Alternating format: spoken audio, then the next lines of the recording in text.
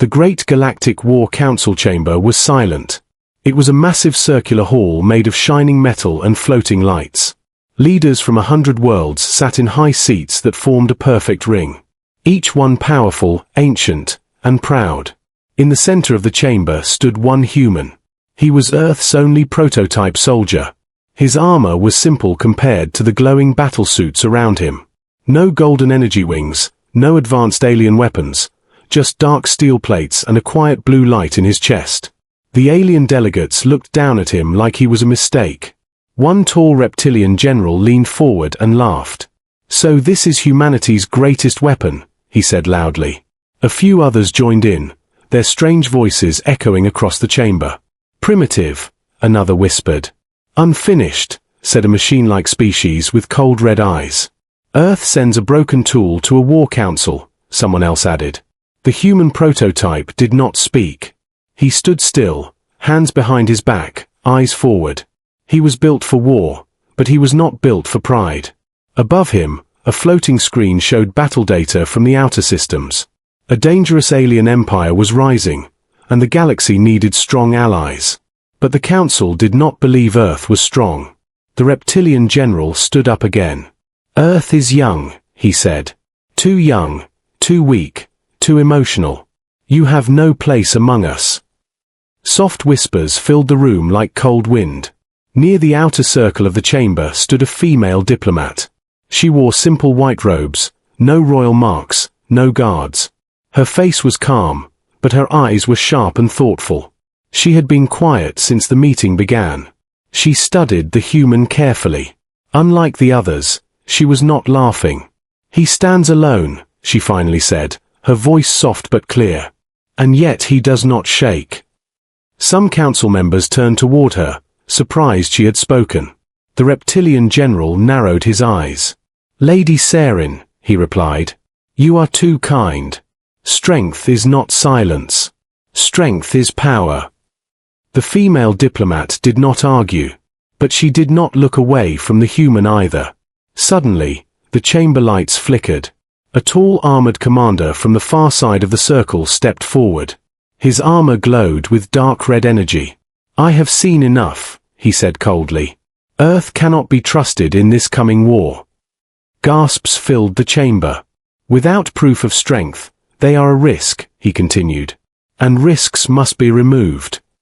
Before anyone could react, his arm transformed into a long energy weapon. A forbidden council weapon, not allowed inside the chamber. The weapon began to charge with a loud rising hum. Blue light gathered at its center, growing brighter and brighter. Guards reached for their weapons, but they were too slow. The commander lifted his arm and aimed. The targeting beam locked. Not on the human, but on the female diplomat in white. Her eyes widened slightly, but she did not scream. The council froze in shock. "Stand down," several leaders shouted. But the weapon was already at full power. The human prototype turned his head. His scanners detected the beam's energy pattern. His system calculated impact time. 2 seconds. He looked at the woman. She stood still, surrounded by leaders who had mocked him. He did not know who she truly was. He only knew she was in danger. The energy blast fired. A beam of pure destruction shot across the chamber. In that single second, the human prototype moved. He stepped forward without hesitation. He placed himself between the beam and the woman. The council watched in shock as the bright light swallowed him whole. And the chamber exploded in white fire. The chamber disappeared in white light. The energy beam hit the human prototype with full force. A shockwave rolled across the council hall. Seats cracked, metal walls burned, and the air filled with smoke. For a moment, no one could see anything. The female diplomat was thrown backward by the blast. Guards rushed to cover her. The reptilian general shielded his eyes. The red-armored attacker stood frozen. Then the light slowly faded. Smoke drifted through the chamber like dark clouds after a storm. Small fires burned on the floor. Broken pieces of metal fell from above. In the center of the destruction, someone was still standing. It was the human. His armor was blackened and cracked. Parts of it had melted from the heat. The blue light in his chest flickered weakly. But he had not fallen. The beam had struck him directly. Yet his body remained between the attacker and the woman. The council stared in silence. "That is impossible," whispered one of the machine delegates. "No organic unit could survive that level of energy," said another. The human's internal systems were screaming with warnings. Core temperature rising.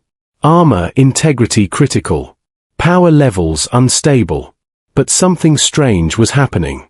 The energy from the beam was not only destroying him. His prototype core was adapting. Absorbing. Learning. The blue light in his chest changed color for a moment. It flashed purple, then returned to blue. The energy that should have ended him was being processed inside his core. He took one slow breath. Then another. His knees almost gave out. But he forced himself to remain upright. Behind him, the female diplomat slowly stood. She looked at the human with wide eyes. He had moved without command. Without reward. Without knowing who she was. Security forces finally reached the attacker. They surrounded him with weapons raised. "You have broken sacred law," one shouted. The red-armored commander tried to fire again. But his weapon system failed. The human's prototype core had released a pulse when it absorbed the beam. That pulse had shut down nearby energy systems, including the attacker's weapon. He was forced to his knees, restrained by magnetic chains.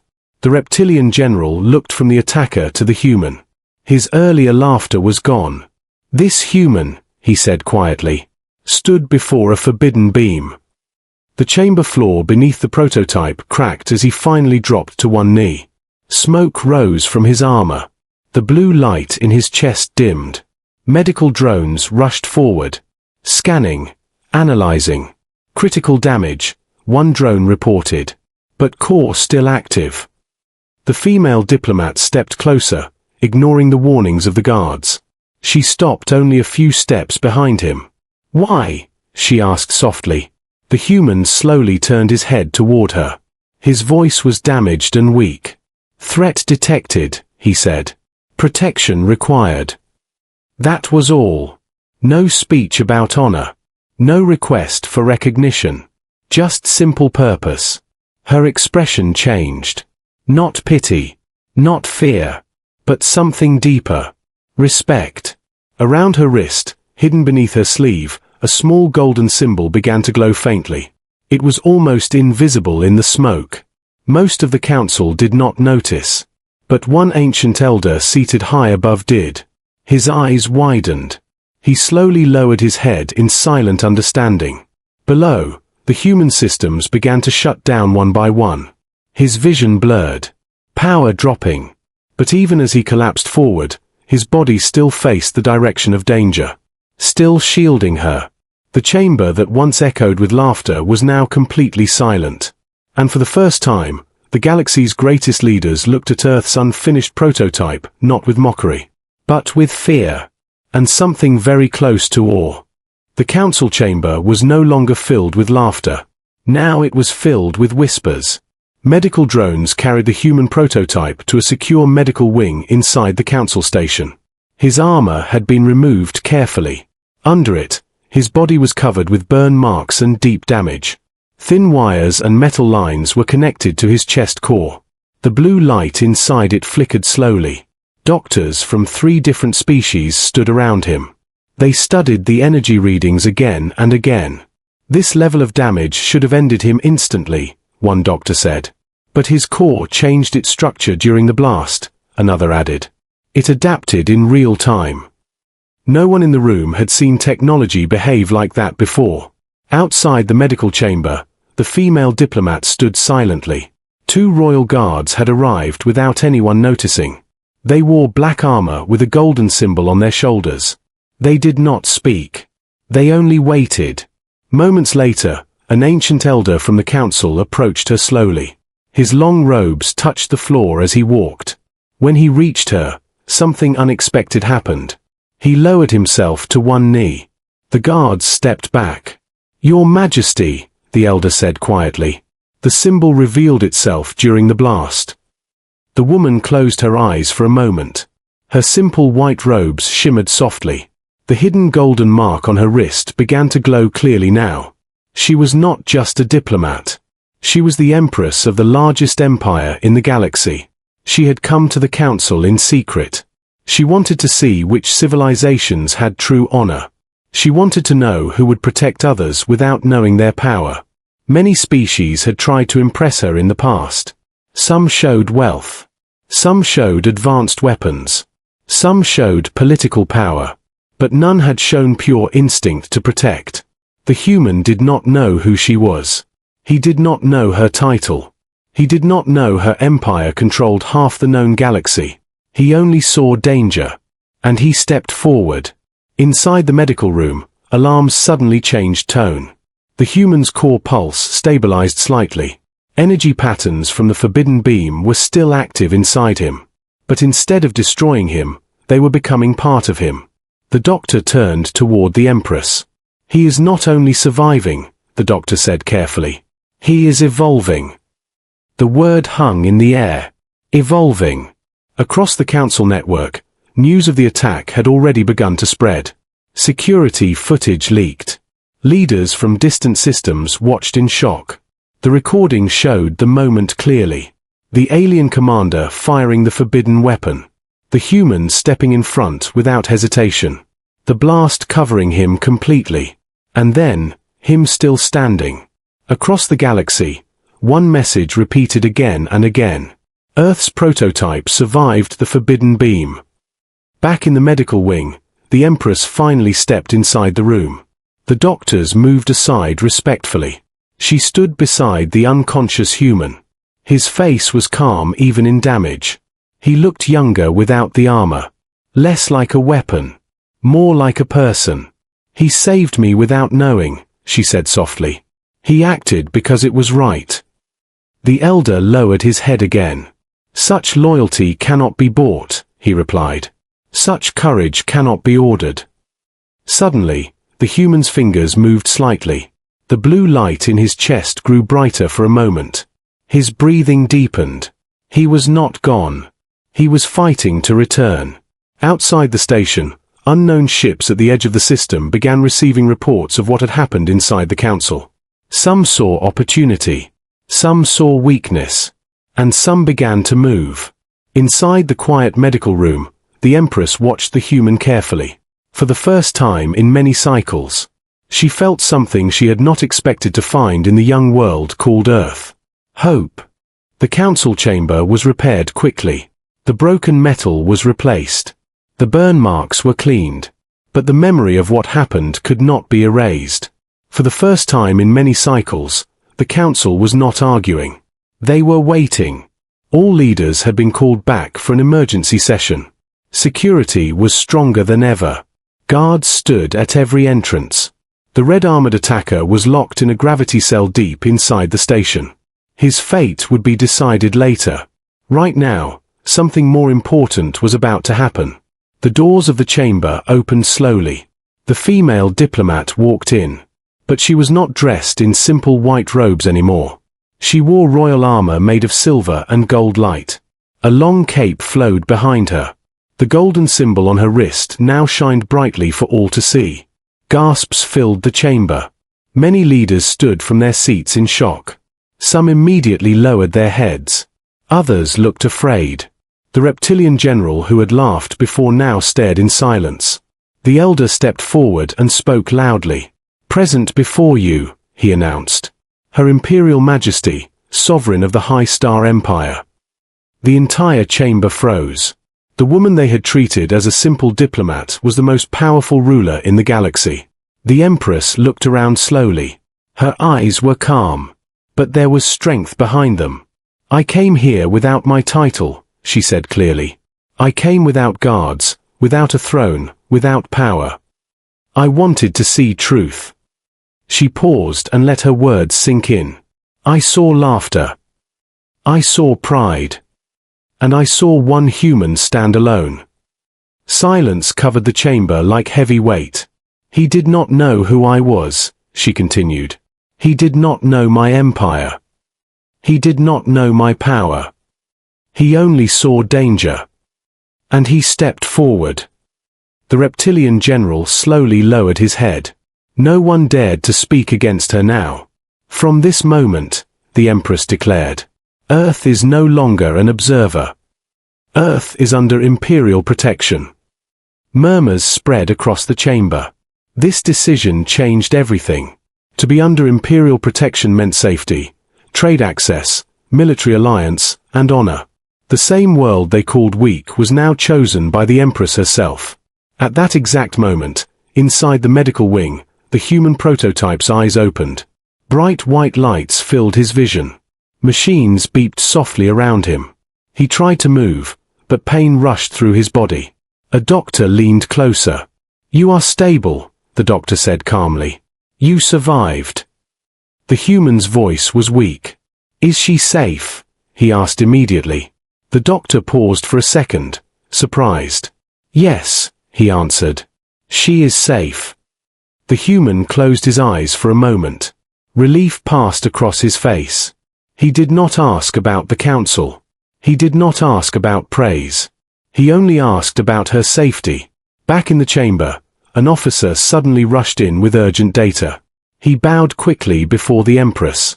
Your Majesty, he said. Long-range sensors detect multiple warships entering the outer system. The chamber grew tense again. Identification, the reptilian general demanded. The officer's voice turned serious. Unknown fleet, he replied. But their energy signature matches the empire that attacked 3 outer colonies last cycle. A hostile force was approaching. News of the council attack had already spread. Some enemies believed the galaxy was divided. They believed now was the perfect time to strike. The Empress stood tall. Prepare defensive positions, she ordered calmly. Then she added something that surprised everyone. Inform Earth's command that their prototype soldier will be given full strategic access. The leaders looked at each other in shock. The human they had mocked was now part of the defense of the galaxy. Far away in space, dark warships moved closer to the system, their weapons charging slowly. Inside the medical room, the human prototype tried to sit up. His core light glowed stronger than before.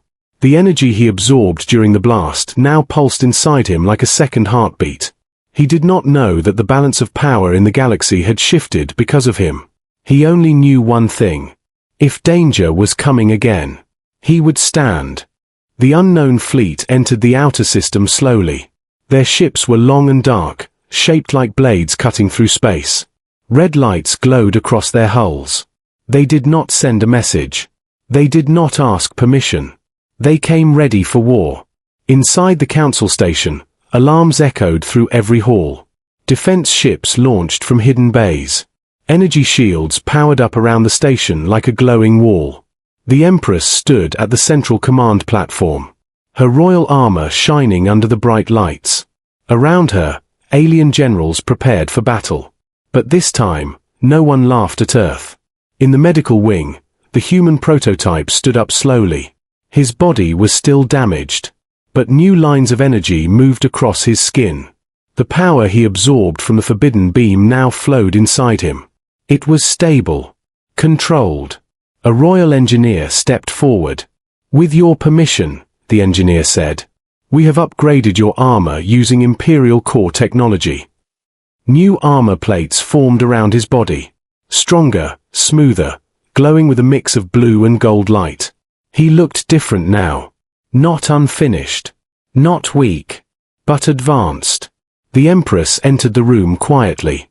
The doctors stepped aside. The human turned toward her. He still did not fully understand who she was. You are safe, he said simply. She allowed herself a small smile. Yes, she replied. Because of you. A loud explosion shook the station. The enemy fleet had started firing. Defense shields flickered under heavy attack. The Empress looked at the human. Will you stand again? She asked. He did not hesitate. I was built to protect, he answered. Moments later, he stood inside a launch bay. A small strike ship opened before him.